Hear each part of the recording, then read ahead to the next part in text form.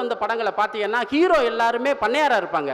இப்போ உதாரணம் நாட்டாமை, சூரிய வம்சம், சின்ன கவுண்டர், தேவர் மகன், முதல் மரியாதை, இப்படி வரிசையாக அடிக்கிட்டு போகலாம். இந்த படங்கள் 90லேருந்து வந்த படங்களை பார்த்தீங்கன்னா ஹீரோ எல்லாம் முதலாளி ஆயிடுறாங்க, முதலாளிகள் பூரா ஹீரோ ஆயிடுறாங்க. அப்போ தொழிலாளிகள் பூரா வில்லன் ஆயிடுறான். இப்படிப்பட்ட ஒரு மோசமான காலகட்டம் தான் இந்த 90 to 2015. ஆனால் தலைவர் கலைஞர் இந்த காலகட்டத்திலையும் தனது கொள்கையை பேசினார். இதுதான் கலைஞர். அவர் அந்த காலகட்டத்தோட சமரசம் பண்ணிட்டு போல, கதையை மாற்றலை. அவர் 1985 தான் முதல் மரியாதை வருது. ஆனால் 1987 நம்ம ஒரே ரத்தம் வருது. 1987 நீதிக்கு தண்டனை வருது, நியாய தராசு வருது. அனைத்துமே இது போன்ற படங்கள் தான். ஜாதி ஒழிப்பு, தீண்டாமை எதிர்ப்பு, பண்ணையார் எதிர்ப்பு. கூடுதலாக ஒரு வேலை என்ன செஞ்சாருன்னா தலைவர் கலைஞர் 3வது கட்டத்தில் என்ன பண்ணுறாருன்னா, இந்த கூடுதலாக எம்ஜிஆர் ஆட்சி காலத்தில் காவல்துறை எதிர்ப்பு, காவல்துறை அராஜகத்துக்கு எதிராக போராடுவது, அரசு துஷ்பிரயோகத்தை, அதிகார துஷ்பிரயோகத்தை எதிர்த்து போராடுவது, லஞ்சம் ஊழலுக்கு எதிராக எதிர்த்து போராடுவது, இது போன்ற விஷயங்களை கூடுதலாக சேர்த்துக்கிட்டாரு. இப்படி தலைவர் கலைஞரை போல 3 காலகட்டத்திலையும் கொள்கையை கொஞ்சம் கூட விட்டு கொடுக்காம இயங்கினவங்க யாருமே கிடையாது. உங்களுக்கு உதாரணமாக சொல்லலாம்னா, தலைவர் கலைஞரோட சமகாலத்தை வச்சிருந்தவங்க எம்ஜி ராமச்சந்திரன், கவிஞர் கண்ணதாசன், நடிகர் திலகம், சிவாஜி கணேசன், எல்லாருமே தலைவர் கலைஞரோட சமகாலத்தவங்க. ஆனால் அவங்கெல்லாம் பிற்காலத்தில், துவக்க காலத்தில் அவங்களாம் திராவிட இயக்க கருத்துக்களை பேசினவங்க தான், திராவிட இயக்க சினிமாக்களை நடித்தவங்க. ஆனால் பிற்காலத்தில் அவங்க அந்த கொள்கையிலிருந்து நழுவி ஜாதி, மதம், ஆன்மீகம் போன்ற நம்பிக்கைகளில் அவங்க போயிடறாங்க, திசை மாறி போயிட்டதை நம்ம பார்க்குறோம். ஆனால் தலைவர் கலைஞர் மட்டும் துவங்கின முதல் படத்திலிருந்து, ராஜகுமாரியிலிருந்து கடைசி படமான 2011 இளைஞன் படம் வரைக்கும் தனது பகுத்தறிவு, பெண் விடுதலை, ஜாதி தீண்டாமை ஒழிப்பு, சமத்துவம், சகோதரத்துவம், சமதர்ம கருத்துக்களை அவர் தொடர்ந்து பேசுகிறத பார்க்குறோம். ராணின்னு ஒரு திரைப்படம் இருக்குது. அதில் சிவாஜி கணேசனும் பத்மினி நடித்த படம். அது பீம்சிங் இயக்குன படம். அந்த படத்தில் என்னென்னா, அன்றைக்கு இருந்த அந்த பாலிய விவாகம் சொல்லக்கூடிய குழந்தை திருமணம் இருக்குல்ல, அதை எதிர்த்து கதைவசனம் எழுதின படம், கலைஞர் கதைவசனம் எழுதின படம். அந்த படத்தில் விதவை மறுமணத்தை வலியுறுத்தி அவர் அந்த படத்தில் கதைவசனம் எழுதியிருப்பார். இதுதான் பின்னால் இதெல்லாம் என்னென்னா, தலைவர் கலைஞர் திரைப்படங்களை பொறுத்தவரை வரைக்கும் என்னென்னா, பின்னால் அவர் எதெல்லாம் இந்த நாட்டில் நடக்கணும்னு நினைச்சாரோ அதையெல்லாம் அவர் எழுதி பார்த்ததுனா கூட நம்ம சொல்லலாம். இப்போ கம்யூனிஸ்ட் கட்சியில் ஒன்று சொல்லுவோம்ல, கம்யூனிஸ்ட் கட்சி அறிக்கைன்னு ஒன்று சொல்லுவோம், கம்யூனிஸ்ட் மேனிஃபெஸ்டோன்னு. அதாவது ஒரு நாட்டில் அதிகாரத்தை கைப்பற்றினா ஒரு கம்யூனிஸ்ட் கட்சி என்னென்னலாம் செய்யும் அப்படிங்கிறது தான் அறிக்கையாக கொடுப்பாங்க. அது மாதிரி தான் தலைவர் கலைஞர் அவருடைய திரைப்படங்கள்ங்கிறது என்னென்னா, இந்த நாட்டில் என்னெல்லாம் நடத்தப்படணும், செய்யப்படணுங்கிற விஷயத்த அவர் திரைக்கதை வசனமாக எழுதியிருக்கிறாரு. பின்னால் அவர் ஆட்சி அதிகாரத்துக்கு வந்தது, அப்பெல்லாம் அவர் ஆட்சி அதிகாரத்துக்கு வரும்னு நினைச்சிருக்க போறதில்ல, இதெல்லாம் நடக்கணும்னு ஆசைப்பட்டது. ஆனால் பின்னால் அவர் 1970 அதிகாரத்துக்கு வந்த பின்னால் அவர் திரைப்படத்தில் என்னெல்லாம் எழுதினாரோ அதையெல்லாம் செய்து காட்டினார். இதை நீங்கள் 1956 வந்த அந்த ராஜாராணி படத்திலேயே அவர் பேசுகிறார். இதே போல் உங்களுக்கு இன்னொரு செய்தி சொல்லலாம். நமக்கு இப்போ தெரியும், வள்ளுவர் கோட்டத்தை தலைவர் கலைஞர் உருவாக்குனார். கன்னியாகுமரியில் பெரிய திருவள்ளுவர் சிலையை நிறுவினார். ஆனால் இது எப்பன்னா 1955 வந்த எல்லோரும் இந்நாட்டு மன்னர்னு ஒரு திரைப்படம். அந்த படத்திலேயே அந்த படமே முழுக்க திருக்குறள் மையமாக வச்சு அந்த படம் தான் அது. அதாவது அந்த படம் எப்படின்னா, ஒரு வள்ளுவன் குன்றம்னு ஒரு ஊர், அங்கே ஒரு தங்கத்தாலான திருவள்ளுவர் சிலை இருக்கும். அந்த திருவள்ளுவர் சிலையை அந்த நாட்டை அடிமைப்படுத்தி ஒரு வலியன் கோடு அப்படிங்கிற ஒரு நாடு அடிமைப்படுத்தி அந்த தங்கச்சிலையை திருடிட்டு போறதுக்கான முயற்சி பண்ணுவாங்க. அதை எதிர்த்து போராடுவாங்க தங்கத்துறை, தம்பித்துறைங்கிற 2 பேர். அது ஆக்சுவலாக தங்கத்துறை, தம்பித்துறை யாருன்னா அண்ணாவும் கலைஞர் தான். அவங்க 2 பேரும் எதிர்த்து போராடுற மாதிரி அந்த ஒரு காட்சி அமைப்பு இருக்கும். அந்த படம் முழுவதும் திருக்குறளுக்கு ஒரு அவ்வளவு சிறப்பு செஞ்சிருப்பார் தலைவர் கலைஞர். திருக்குறளை ஓதித்தான் அந்த தங்கத்துறையோட தங்கச்சி அங்கேற்கணிக்கு திருமணமே முடியும். படம் முழுவதும் திருவள்ளுவர் புகழ் தான் அந்த படத்தில். அப்போ 1955 அவர் அடிக்கல் நாட்டினார் மனசுக்குள்ள, திருவள்ளுவருக்கு நம்ம கோட்டம் எழுப்பணும், அல்லது திருவள்ளுவரை இந்த இந்த நாட்டில் திருவள்ளுவருக்கு ஏதாவது செய்யணும்னு. அதை வந்து பின்னால் ஆட்சி அதிகாரத்துக்கு வந்தப்போ அவர் சிலை நிறுவனார், வள்ளுவர் கோட்டத்தை நிறுவனார். எல்லாமே அப்போ முன்கூட்டியே அவர் எழுதி பார்த்த விஷயந்தான். இது போல் நிறைய சொல்லிக்கிட்டே போகலாம். இதை அவரே நெஞ்சுக்கு நீதியில் ஒரு விஷயம் சொல்கிறார். என்னென்னா 1981ஆம் ஆண்டு குங்கும இதழில் வந்து அவர் ஒரு கதை எழுதினார். அந்த கதை வந்து ஒரே ரத்தம்ங்கிற கதை. அந்த கதையை வந்து பின்னால் வந்து 1987 திரைப்படமாகவும் அவர் எடுத்தார். திரைக்கதை வசனம் எழுதினார். அந்த படம் மிகவும் சிறப்பான ஒரு படம், மிகவும் அனைவரும் பார்க்க வேண்டிய ஒரு படம்.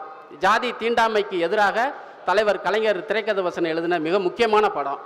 அந்த படத்தை அவர் கதை எழுதும் போதே அவர் சொல்கிறாரு, ஏன்னா அது நெஞ்சுக்கு நீதியில் பதிவு பண்ணுறாரு, நான் இந்த கதையை எழுதும் போதே எனக்கு சமத்துவ உரத்துக்கான விதை இங்கே தான் விழுந்தது அப்படிங்கிறாரு. அவரே பதிவு பண்ணுறாரு இதை.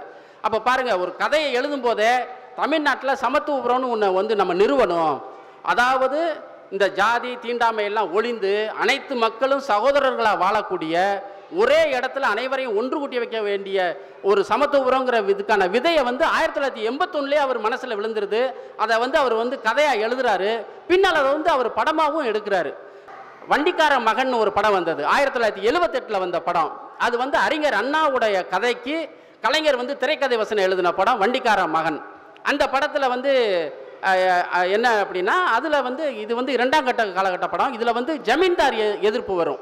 முதல் காலகட்டத்தில் மன்னராட்சி எதிர்ப்பு இந்த மாதிரி விஷயங்களில் வச்சு எழுதியிருப்பார். 2ஆம் கட்டத்தில் வந்து அன்னைக்கு என்ன காலகட்டமோ அரசியல் சூழலோ அப்படி இருக்கும் அந்த படம். மன்னராட்சி எதிர்ப்பு, நிலப்பிரபுத்துவ எதிர்ப்பை முன்னிறுச்சிருப்பார். இந்த காலகட்டத்தில் தான் நமக்கு இந்த வெண்மணி இந்த போன்ற கொடுமைகள் எல்லாம் பார்த்துட்டு அதுக்கப்புறம் அவர் திரைக்கதை வசனம் எழுதின படம் அது. அதே மாதிரி குலக்கொழுந்துன்னு ஒரு படம், அதே காலகட்டத்தில் வந்த படம் குலக்கொழுந்து. இது மாதிரியான படங்கள்லாம் அந்த நேரத்தில் வந்தது. ஆடு பாம்பே, இது மாதிரி படம், அனைத்து படங்களுமே நான் சொன்ன அந்த ஜாதி ஒழிப்பு, தீண்டாமை ஒழிப்பு, இது மாதிரி வர்க்க ஏற்றத்தாழ்வை எதிர்ப்பு, இது மாதிரியான விஷயங்கள் தான். வண்டிக்காரன் மகனை பற்றி லேசாக சொல்லிடுறேன். வண்டிக்காரன் மகன் கதை என்னன்னா, ஒரு ஜமீன்தார், அவர்கிட்ட குதிரை லாயத்தில் வந்து குதிரையை பராமரிக்கிற வண்டிக்காரர், அவர் வந்து தாழ்த்தப்பட்ட ஜாதியை சேர்ந்தவர். அவர் மனைவி, அவருக்கு ஒரு பையன். இவர் என்ன செய்வார்னா, அந்த பையங்க விளையாடும்போது அந்த ஜமீன்தாரோட சின்ன குழந்தையா இருக்கும். அந்த குழந்தையும் அந்த பெண் குழந்தையும் அந்த வண்டிக்கார மகனாக இருக்கக்கூடிய அந்த பையனும் வந்து இந்த விளையாட்டு கல்யாணம் பண்ணுவாங்கல்ல, குழந்தை கல்யாணம், சின்ன குழந்தைய விளையாடும்போது அது மாதிரி செய்வாங்க. இதை பார்த்த பண்ணையார் வந்து கடுமையாக கோவப்பட்டு அந்த பையனை கையை முறுக்கி அடிக்கிற மாதிரி ஒரு காட்சி இருக்கும். அப்போ வந்து அவங்க அம்மா வந்து தடுப்பாங்க, அந்த வண்டிக்காரருடைய மனைவி வந்து தடுப்பாங்க. தடுத்து இதை வந்து சின்ன பிள்ளை தான் தெரியாமல் பண்ணிட்டான்னு சொல்லும்போது அந்த பண்ணையார்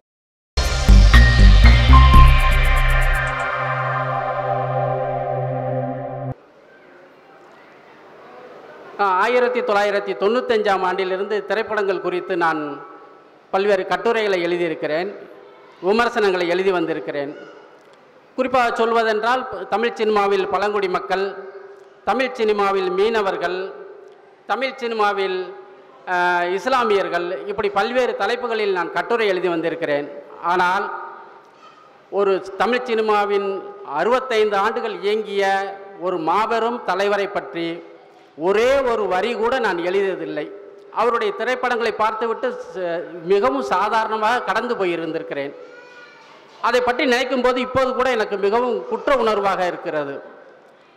ஒரு 70 ஆண்டு காலம் திரைத்துறையில் 70 திரைப்படங்களுக்கு திரைக்கதை வசனம் எழுதிய ஒரு தலைவரை பற்றி, மிகவும் சிறப்பு வாய்ந்த படங்களை தந்த ஒரு தலைவரை பற்றி ஒரு கட்டுரையோ ஒரு வரி கூட எழுதாமல் ஒரு 25 ஆண்டு காலம் நான் சினிமா விமர்சனம் எழுதியிருக்கிறேன் என்றால் அதை என்னவென்று சொல்வது என்று எனக்கே தெரியவில்லை. இவ்வாறு இருந்த என்னை தலைவர் கலைஞர் அவர்களுடைய திரைப்படங்களை பார்க்க வைத்த ஒரு நிகழ்வு ஒன்று நடந்தது. அதற்கு காரணமானவருக்கு நான் நன்றி சொல்ல வேண்டும். 2018ஆம் ஆண்டு பிப்ரவரி மாதம் சென்னையில் சமூக நீதி மாநாடு என்ற ஒன்று நடத்தப்பட்டது. பேராசிரியர் ஐயா சுப்பவி அவர்களால் அந்த மாநாடு நடத்தப்பட்டது. அந்த மாநாட்டில் சமூக நீதி மலர் ஒன்று வெளியிடப்பட்டது. அந்த சமூக நீதி மலருக்கு ஐயா பேராசிரியர் சுப்பவி அவர்கள் என்னிடம் ஒரு கட்டுரை கேட்டார். அந்த கட்டுரை தமிழ் திரைப்படங்களில் சமூக நீதி என்ற தலைப்பு கொடுத்தார். அந்த தலைப்புக்காக நான் மீண்டும் ஒரு முறை தமிழ் சினிமாக்களை திரும்ப பார்த்த போதுதான் தலைவர் கலைஞர் அவர்களுடைய திரைப்படங்களை பார்க்க வேண்டிய தேவை ஏற்பட்டது. அவ்வாறு பார்த்தபோது எத்தனை சிறப்பான படங்கள் அவை, எவ்வளவு அருமையான கருத்துக்களை அவர் சொல்லியிருக்கிறார், இதையெல்லாம் பற்றி நாம் பார்க்காமலும் எழுதாமலும் இருந்து விட்டோமே என்று மிகவும் வருத்தமாக இருந்தது. அதைத் தொடர்ந்து அந்த கட்டுரை நான் எழுதி கொடுத்தேன். அந்த சமூக நீதி மலரில் அந்த கட்டுரை இடம்பெற்றது. மலர் வெளியிடவும் பட்டது. 2018ஆம் ஆண்டு பிப்ரவரி மாதம் இன்றைய தமிழ்நாட்டின் முதலமைச்சர் மாண்புமிகு தளபதி அவர்கள், அன்றைக்கு எதிர்க்கட்சி தலைவர், அவர் கையால் அது வெளியிடப்பட்டது. அதில் அந்த என்னுடைய கட்டுரை இடம்பெற்றும் உள்ளது. ஆகவே அப்படி ஒரு வாய்ப்பை தலைவர் கலைஞர் மீது பக்கம் என்னை திருப்பிய ஐயா பேராசிரியர் சுபவி அவர்களுக்கு நன்றியை தெரிவித்துக் கொண்டு நான் இந்த தலைப்புக்குள் போகிறேன். தமிழ் சினிமா 1916ஆம் ஆண்டு முதல் தமிழ் திரைப்படம் வந்தது. 2015ஓடு அது 100 ஆண்டுகள் கடந்து இப்போது 100 ஆண்டுகளையும் தாண்டி இயங்கி கொண்டிருக்கிறது. 1916லிருந்து 1931 வரைக்கும் மௌன திரைப்பட காலம். அப்போ தமிழ் சினிமா பேசாது. 1931 தான் முதல் பேசும் படம் வந்தது, காளிதாஸ். அந்த படத்துக்கு பேர் காளிதாஸ். அது வரைக்கும் அது மௌன திரைப்பட காலம். 31லிருந்து 2015, அதாவது 1916லிருந்து 2015 வரைக்கும் 100 ஆண்டுகள் தமிழ் சினிமா அப்படின்னு எடுத்துக்கிட்டா, ஆய்வாளர்கள் அதை நாளாக பிரித்து பார்க்குறாங்க. எப்படின்னா 1916லிருந்து 1947 வரைக்கும் சுதந்திர போராட்ட கால சினிமா, 1947லிருந்து 1970 வரைக்கும் திராவிட இயக்க கால சினிமா, 1970லிருந்து 90 வரைக்கும் உலக யதார்த்தவாத சினிமா, நவீன யதார்த்தவாத சினிமான்னு சொல்கிறது, 90லேருந்து 2015 வரைக்கும் உலகமயமாக்கல் கால சினிமா அப்படின்னு ஆய்வாளர்கள் பிரித்து பார்க்குறாங்க. இது எதன் அடிப்படையில் பார்க்குறாங்கன்னா, நம்ம தமிழ் சமூகத்தில் மேலோங்கி இருந்த அரசியல் இயக்கங்களை வச்சு தமிழ் சினிமாவை ஒப்பிட்டு பார்க்குறாங்க. சுதந்திர போராட்ட காலகட்டத்தில் வந்த சினிமாக்களில் சுதந்திர போராட்ட கால சினிமா என்றும், திராவிட இயக்க காலகட்டத்தில் திராவிட இயக்க கால சினிமா வந்த சினிமாக்களை திராவிட இயக்க கால சினிமா என்றும், அதன் பிறகு வந்த சினிமாக்களை யதார்த்தவாத சினிமா என்றும், 90க்கு பின்னால் உலகமயமாக்கல் கால சினிமா என்றும் அதை பிரித்து சொல்கிறாங்க. ஆக தமிழ் சினிமா 100 ஆண்டு கால சினிமாவை 4ஆக பிரித்து பார்க்குறாங்க. இதில் தலைவர் கலைஞர் எந்த காலகட்டத்தில் தமிழ் சினிமாக்குள்ளே வர்றாருன்னு பார்த்தீங்கன்னா, தலைவர் 1947 தான் அவருடைய முதல் திரைக்கதை வசனத்தில் வந்த ராஜகுமாரிங்கிற திரைப்படம் வருது. அப்போ அவருக்கு வயது 23. உங்களுக்கு எல்லாத்துக்கும் தெரியும், தலைவர் கலைஞர் 1924 பிறந்தார். அவர் 1947 தனது 23வது வயதில் தமிழ் சினிமாவுக்கு வசனம் எழுத வந்தார். அவர் அப்போ வசனம் எழுத வரும்போது அவர் தலைவர் பெரியாரோட ஈரோட்டில் இருக்கார். ஈரோட்டில் தலைவர் பெரியார்கிட்ட இருக்கும்போது தான் அவருக்கு அழைப்பு வந்தது. 1947 மாடர்ன் தியேட்டர்ஸ்லேருந்து அவருக்கு வசனம் எழுத கூப்பிட்டப்ப தந்தை பெரியார்கிட்ட அவர்கிட்ட சொல்லிட்டு விடை பெற்று கொண்டு கதை வசனம் எழுத வந்தார். அந்த ராஜகுமாரி துவங்கி 2011 இளைஞன் திரைப்படம் வரைக்கும் சுமார் 70 திரைப்படங்களுக்கு அவர் திரைக்கதை வசனம் பாடல்கள் எல்லாம் எழுதியிருக்காரு. ஆனால் மொத்தம் அந்த 70 திரைப்படங்களுக்கும் ஒரே மாதிரி கதை திரைக்கதை வசனம் அவர் எழுதலை. ஒரு சில படங்களுக்கு கதை வசனம் மட்டும் எழுதியிருக்காரு, சில படங்களுக்கு வசனம் மட்டும் எழுதியிருக்காரு, சில படங்களுக்கு வெறும் தயாரிப்பு மட்டுமே பண்ணியிருக்காரு. ஒரு 5 திரைப்படங்களுக்கு தலைவர் வெறும் தயாரிப்பு மட்டுமே பண்ணியிருக்காரு. சில பாடல்களுக்கு சில திரைப்படங்களுக்கு பாடல்களும் எழுதியிருக்காரு. அப்போ மொத்தம் 70 திரைப்படங்களுக்கு அவர் பங்களிப்பு செலுத்தியிருக்காரு. இந்த 1947 அவர் நுழைஞ்சதுலேருந்து 1970 வரைக்குமான திராவிட இயக்க கால சினிமாலையும் அவர் பங்களிப்பு செலுத்தியிருக்காரு. அடுத்து யதார்த்தவாத சினிமா காலகட்டமான 70லேருந்து 90 வரைக்கும் அவர் பங்களிப்பு செலுத்தியிருக்காரு. 90லேருந்து 2011 வரைக்கும். அதுக்கப்புறம் அவர் வசனம் எழுதலை. உங்களுக்கு தெரியும், 2-3 தொலைக்காட்சி தொடர்களுக்கு கதை வசனம் எழுதினார். ராமானுஜர், தெக்கத்தி பொண்ணு, இது மாதிரி இதுக்கு எழுதினார். ஆனால் கடைசியாக 2011 வரைக்கும் அவர் தமிழ் சினிமாவில் பங்களிப்பு செலுத்தியிருக்கிறார். அப்போ ஒரு 3 காலகட்டத்தில் அவர் இயங்கியிருக்கார். முதல் சுதந்திர போராட்ட காலகட்டத்தில் அவர் இல்லை. 1947 தான் நுழைகிறாரு. 1947 திராவிட இயக்க கால சினிமா, யதார்த்தவாத கால சினிமா, உலகமயமாக்கல் கால சினிமா அப்படிங்கிற 3 காலகட்டத்திலையும் தலைவர் கலைஞர் இயங்கியிருக்காரு. ஆனால் என்னன்னா, இப்படி தலைவர் கலைஞரை போல 3 காலகட்டத்திலையும் கொள்கையை கொஞ்சம் கூட விட்டு கொடுக்காம இயங்கினவங்க யாருமே கிடையாது. உங்களுக்கு உதாரணமாக சொல்லலாம்னா, தலைவர் கலைஞரோட சமகாலத்தை சேர்ந்தவங்க எம்ஜி ராமச்சந்திரன், கவிஞர் கண்ணதாசன், நடிகர் திலகம், சிவாஜி கணேசன் எல்லாருமே தலைவர் கலைஞரோட சமகாலத்தவங்க. ஆனால் அவங்கெல்லாம் பிற்காலத்தில், துவக்க காலத்தில் அவங்களாம் திராவிட இயக்க கருத்துக்களை பேசினவங்க தான், திராவிட இயக்க சினிமாக்களை நடித்தவங்க. ஆனால் பிற்காலத்தில் அவங்க அந்த கொள்கையிலிருந்து நழுவி ஜாதி, மதம், ஆன்மீகம் போன்ற நம்பிக்கைகளில் அவங்க போயிடறாங்க, திசை மாறி போயிட்டதை நம்ம பார்க்குறோம். ஆனால் தலைவர் கலைஞர் மட்டும் துவங்கின முதல் படத்திலிருந்து, ராஜகுமாரியிலிருந்து கடைசி படமான 2011 இளைஞன் படம் வரைக்கும் தனது பகுத்தறிவு, பெண் விடுதலை, ஜாதி தீண்டாமை ஒழிப்பு, சமத்துவம், சகோதரத்துவம், சமதர்ம கருத்துக்களை அவர் தொடர்ந்து பேசுகிறத பார்க்குறோம். இப்படிப்பட்ட பற்றுறுதியோட, கொள்கை உறுதியோட தமிழ் சினிமாவில் இயங்கினவங்க மிக மிக குறைவுன்னு தான் சொல்லலாம். அதே போல் தலைவர் கலைஞர் 3 காலகட்டத்தில் இயங்கினதாக சொல்கிறோம். அதே மாதிரி ஒரு 4 தலைமுறையை சேர்ந்தவங்களோட அவர் சேர்ந்து பணியாற்றியிருக்கிறார். 4 அல்லது 5 தலைமுறை கூட சொல்லலாம். எடுத்துக்காட்டாக சொல்கிறதுனா, தலைவர் கலைஞர் அவருடைய தந்தை வயதுடைய உடுமலை நாராயண கவி, அவர் 1899 பிறந்து 1981 இறந்தவர். உடுமலை நாராயண கவி அவரும் திராவிட இயக்க கவிஞர். அவர் அந்த உடுமலை நாராயண கவி ஐயா எழுதின படத்துக்கு தலைவர் கலைஞர் கதை வசனம் எழுதியிருக்கிறாரு. அப்போ தந்தை வயதுடையவரோடையும் அவர் பணி செஞ்சிருக்கிறாரு. இளைஞன் திரைப்படத்தில் நடித்த பா விஜய்க்கு வயது அவருடைய பேரன் வயது. 1974 பிறந்தவர் பா விஜய். அவர் நடித்த திரைப்படத்துக்கு அவர் கதை வசனம் எழுதுறாரு. அப்போ 4 தலைமுறைக்கும் மேலாக அவர் பல்வேறு தொழில்நுட்ப கலைஞர்களோட, நடிகர்களோட சேர்ந்து பணி செய்திருக்கிறாரு. இப்படி ரொம்ப நீண்ட காலம் தமிழ் திரையுலகில் நீடித்து வேலை செஞ்சவங்க வேற யாரையும் சொல்ல முடியாது. அதில் முக்கியமான விஷயம் என்னென்னா, அந்த இவ்வளோ காலம் வேலை செய்தாலும் தான் கருத்தில் சிறிதளவு கூட விட்டு கொடுக்காத ஒருவராக அவர் இருந்திருக்கிறாரு. அவருடைய திரைப்படங்கள் நம்ம இனிமேல் அவர் திரைப்படங்களில் எப்படி கருத்துக்கள் வெளிப்பட்டதுங்கிறத கொஞ்சம் பார்க்கலாம்.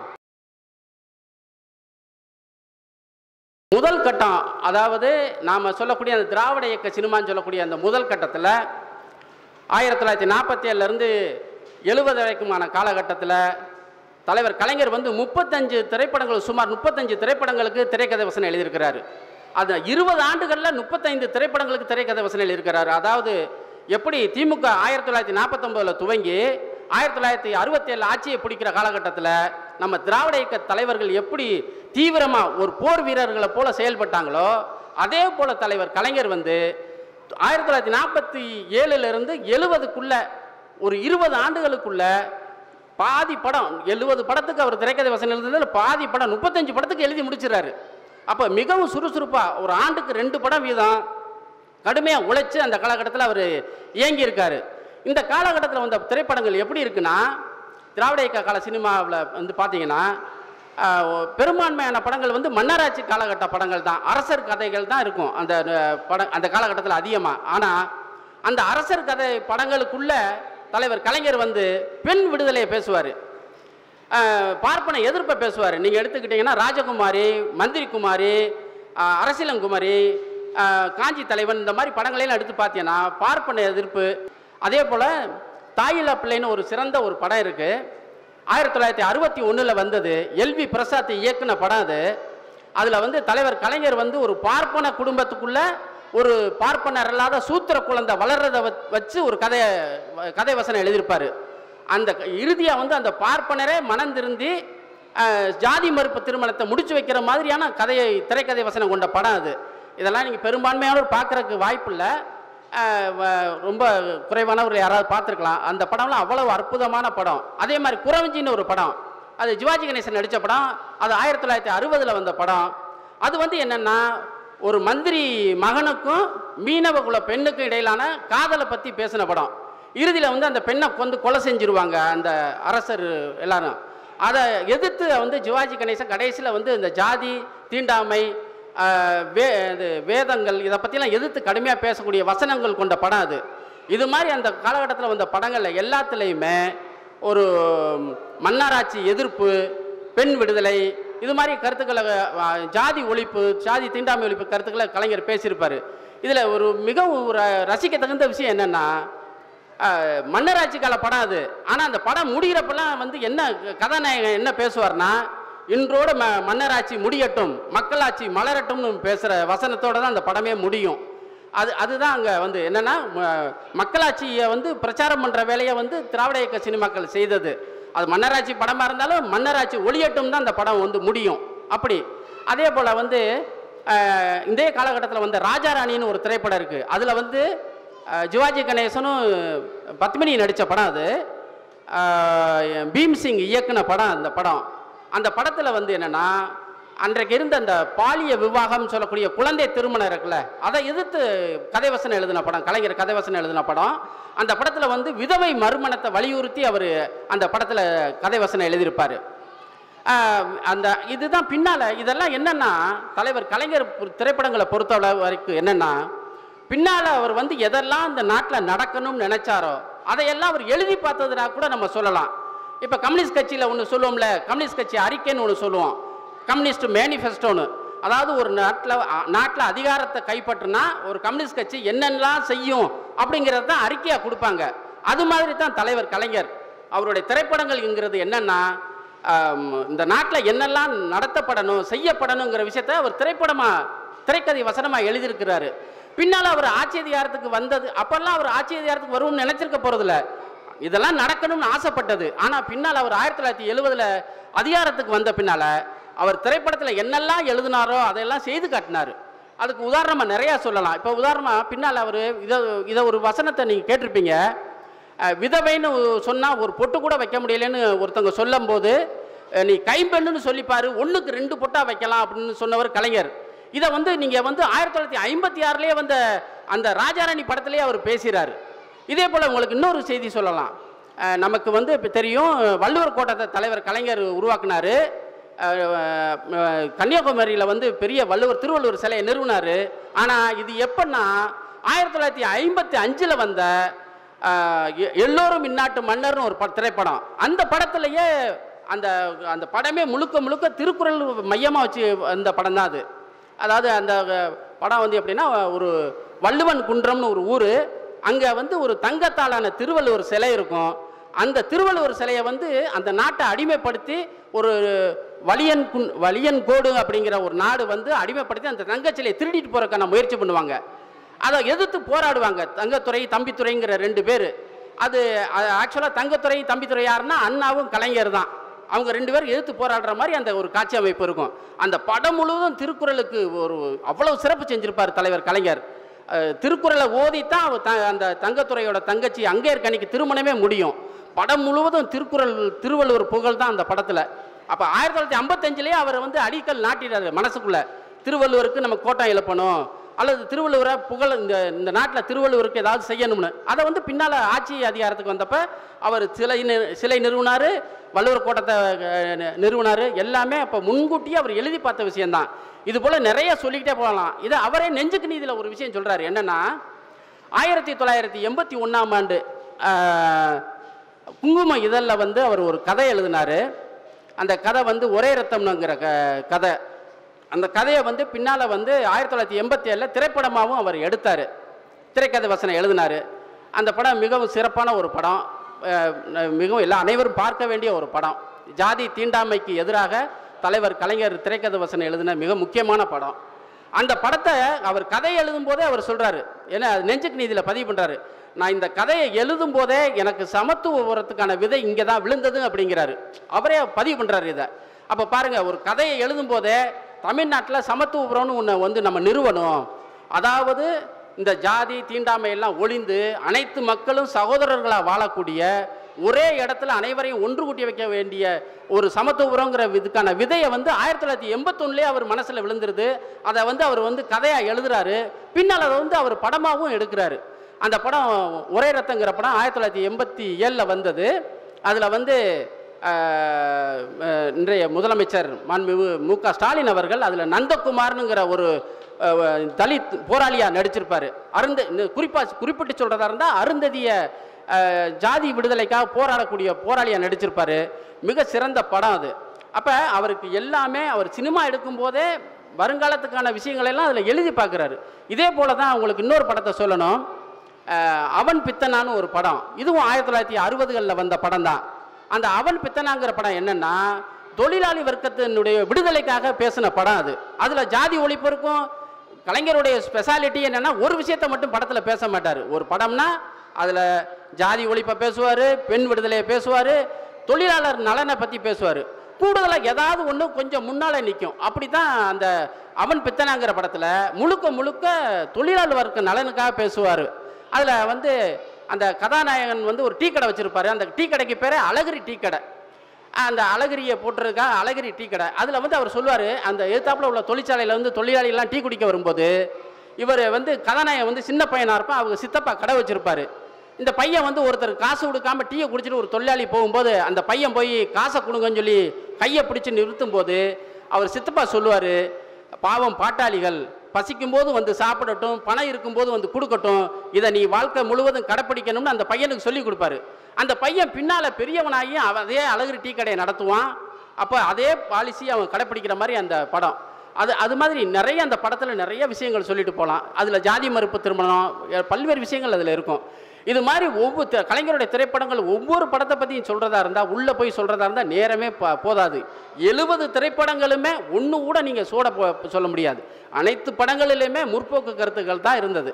அப்போ அதே மாதிரி இப்போ இந்த முதல் கட்ட சினிமாவுக்கு அப்புறம் 2ஆம் கட்ட சினிமாவில் தான் அந்த ஒரே ரத்தம் வருது. 2ஆம் கட்ட சினிமாக்களில் இன்னொரு கூடுதலாக சொல்கிறதா இருந்தால், வண்டிக்கார மகன் ஒரு படம் வந்தது. 1978 வந்த படம். அது அறிஞர் அண்ணாவுடைய கதைக்கு கலைஞர் திரைக்கதை வசனம் எழுதின படம் வண்டிக்கார மகன். அந்த படத்தில் என்ன அப்படின்னா, அதில் இது 2ஆம் கட்ட காலகட்ட படம். இதில் ஜமீன்தார் எதிர்ப்பு வரும்.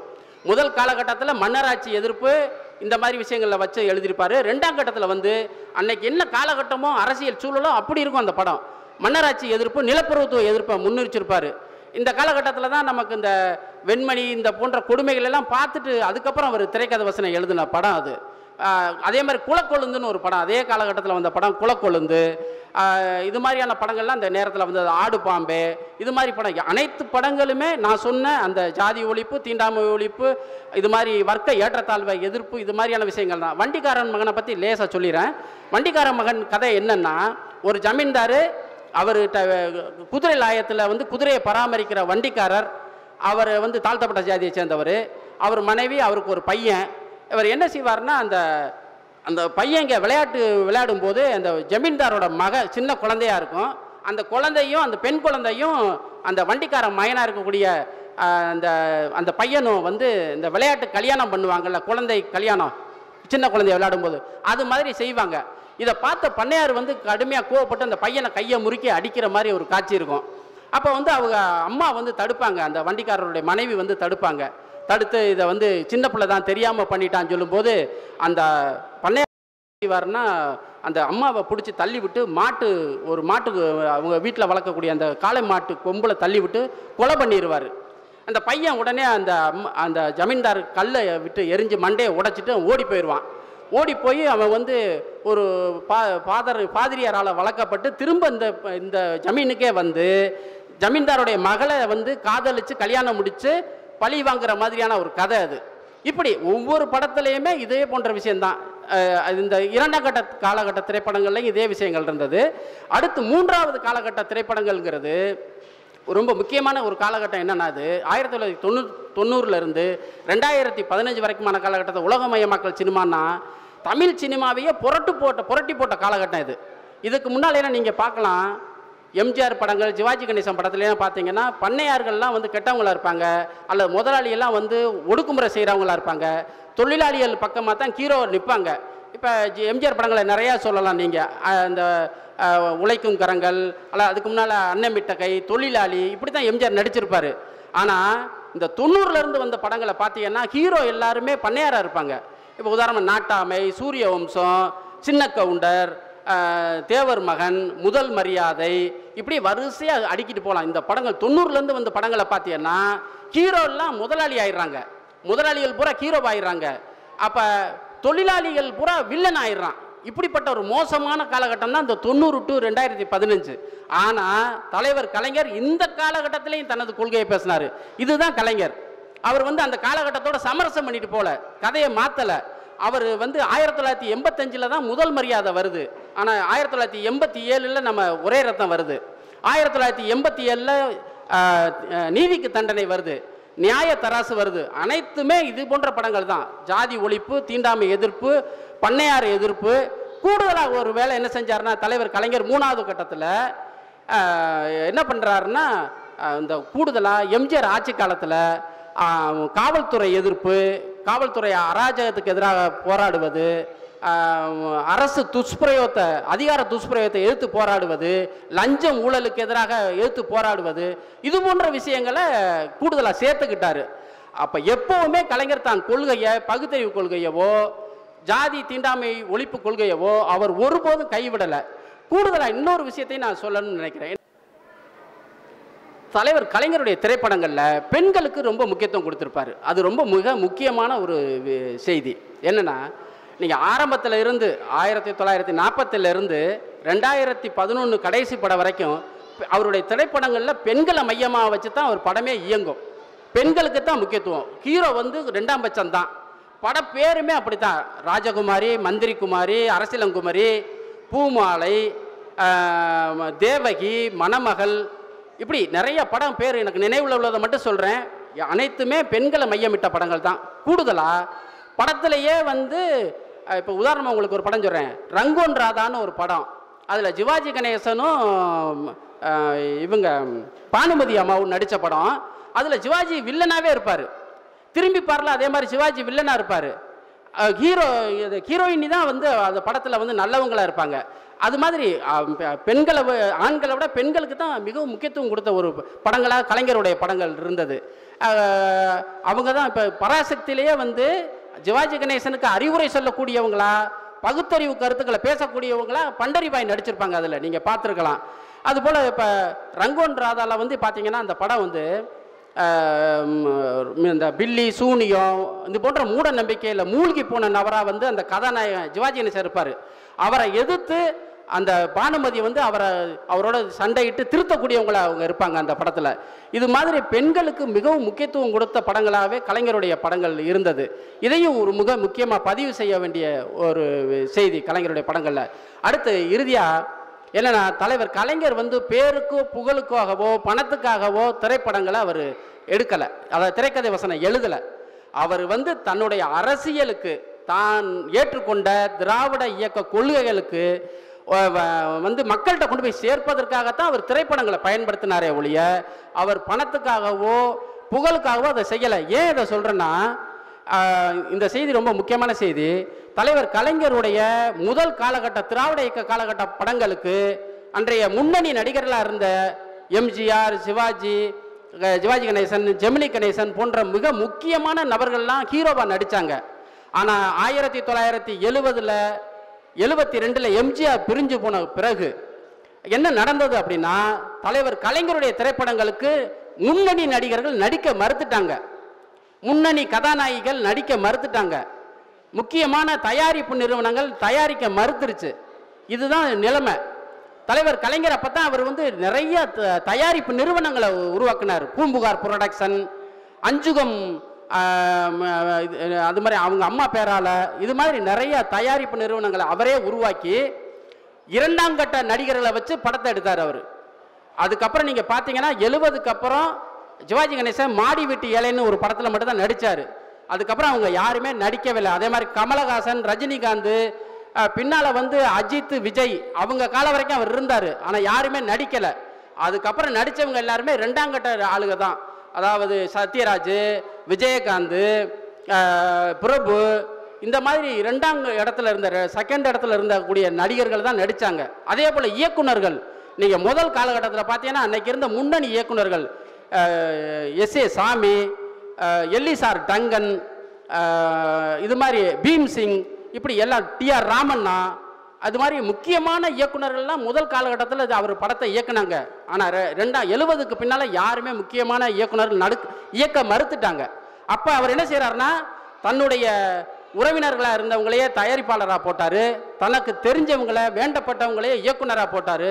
அப்படி படம் வந்த இயக்குனர்கள் தான் சொர்ணம், கே சொர்ணம், அமிர்தம், அப்புறம் எஸ்.ஏ. சந்திரசேகர், இது மாதிரி அது மாதிரி ராமநாராயணன், இப்படி தனக்கு வேண்டப்பட்ட நபர்களை இயக்குனர்களாக வச்சே அவர் படம் எடுத்தார். இவ்வளவு எதுக்குன்னா தான் சொந்த காசை போட்டு எடுத்தார். எதுக்குன்னா தான் கொண்ட கொள்கையை மக்கள்கிட்ட கொண்டு போய் சேர்க்கணும்னு நினைச்சாரு. அந்த படம் வெற்றி பெறுது வெற்றி பெறல ஆகா ஓகன் ஓடுதை பற்றிலாம் அவர் கவலையே படலை. கடைசி வரைக்கும் 2011 வரைக்கும் இந்த வேலையை செஞ்சார்.